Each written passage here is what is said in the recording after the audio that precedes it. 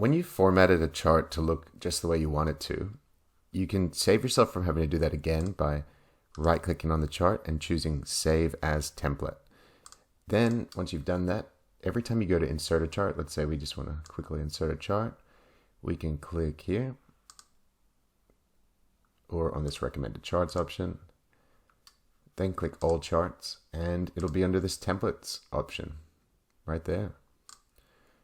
Save us from having to do those steps again. And then click OK. And we still just would have to add in that header separately.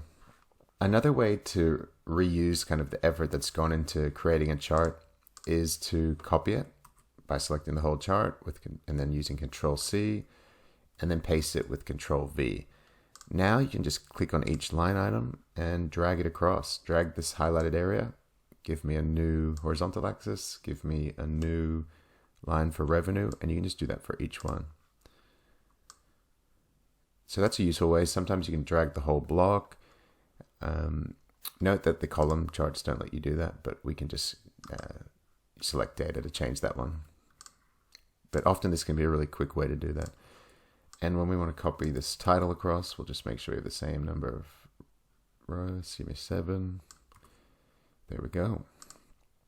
And when you have a different block of data, now we just update some of these colors and voila, you don't have to redo all that formatting.